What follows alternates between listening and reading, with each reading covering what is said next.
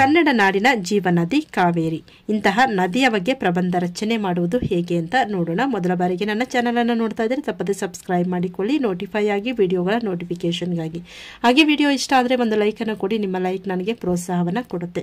ಕನ್ನಡ ನಾಡಿನ ಜೀವನದಿ ಕಾವೇರಿ ಇದು ಕರ್ನಾಟಕದ ದಕ್ಷಿಣ ಭಾಗದಲ್ಲಿ ಹರಿಯುವ ಪ್ರಮುಖ ನದಿ.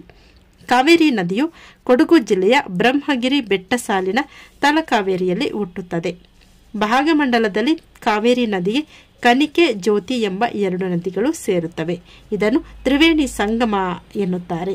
ಕಾವೇರಿ ನದಿಯನ್ನು ಕೊಡಗಿನ ಕಾವೇರಿ ಎಂದು ಕೂಡ ಕರೆಯುತ್ತಾರೆ. ಕಾವೇರಿ ನದಿಗೆ ಅನೇಕ ಅಣೆಕಟ್ಟುಗಳನ್ನು ಕಟ್ಟಲಾಗಿದೆ. ಅವುಗಳಲ್ಲಿ ಕೃಷ್ಣರಾಜಸಾಗರ ಅತಿದೊಡ್ಡ ಅಣೆಕಟ್ಟಾಗಿದೆ. ಇದು KRS ಎಂದು ಪ್ರಸಿದ್ಧಿಯಾಗಿದೆ. ಇದನ್ನು ಭಾರತ ರತ್ನ ಸರ್ ಎಂ ವಿಶ್ವೇಶ್ವರಯ್ಯನವರ ಮಾರ್ಗದರ್ಶನದಲ್ಲಿ ನಿರ್ಮಿಸಲಾಗಿದೆ.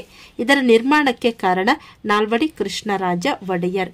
ಈ ಅಣೆಕಟ್ಟಿಗೆ ಅವರ ಹೆಸರನ್ನೇ ಇಡಲಾಗಿದೆ. ಕಾವೇರಿ ನದಿಯು ಕೆಲವು ಕಡೆ ಎತ್ತರ ಪ್ರದೇಶಗಳಿಂದ ಧುಮುಕುತ್ತದೆ. ಇದರಿಂದ ಹಲವಾರು ಸುಂದರ ಜಲಪಾತಗಳು ನಿರ್ಮಾಣವಾಗಿವೆ. ಅವುಗಳಲ್ಲಿ ಚುಂಚನಕಟ್ಟೆ, ಗಗನಚುಕ್ಕಿ, ಭರಚುಕ್ಕಿ, ಒಗೇನಕಲ್ ಜಲಪಾತಗಳು ಪ್ರಮುಖವಾದವು.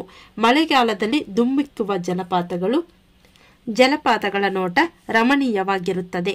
ಈ ನೀರನ್ನು ಕುಡಿಯಲು, ವಿದ್ಯುತ್ ಉತ್ಪಾದನೆಗೆ, ಕೃಷಿಗೆ ಬಳಸಲಾಗುತ್ತದೆ. ಉದಾಹರಣೆಗೆ ಶಿವನ ಸಮುದ್ರವು ಏಷ್ಯಾ ಖಂಡದಲ್ಲಿ ಪ್ರಥಮ ವಿದ್ಯುತ್ ಉತ್ಪಾದನಾ ಕೇಂದ್ರ ಎಂಬ ಕೀರ್ತಿಗೆ ಪಾತ್ರವಾಗಿದೆ. ನಮ್ಮ ರಾಜ್ಯದಲ್ಲಿ ಕಾವೇರಿ ನದಿಯ ಉಪಯೋಗ ಅಪಾರ. ಅಲ್ಲದೆ ನೆರೆಯ ರಾಜ್ಯವಾದ ತಮಿಳುನಾಡಿನಲ್ಲಿನ ಜನರಿಗೂ ಉಪಯೋಗಕಾರಿಯಾಗಿದೆ. ಈ ನದಿಯು ಕರ್ನಾಟಕದಲ್ಲಿ ಹುಟ್ಟಿ ತಮಿಳುನಾಡಿನಲ್ಲಿ ಹರಿದು ಕೊನೆಗೆ ಬಂಗಾಳಕೊಳ್ಳಿ ಸೇರುತ್ತದೆ. ಕಾವೇರಿ ನದಿ ನಾಡಿನ ಅಭಿವೃದ್ಧಿಗೆ ತನ್ನದೇ ಆದ ಕೊಡುಗೆ ನೀಡುತ್ತಾ ಬಂದಿದೆ. ಕನ್ನಡ ನಾಡಿನಲ್ಲಿ ಕಾವೇರಿಯನ್ನು ಪಡೆದ ನಾವೆಲ್ಲರೂ ಧನ್ಯರು.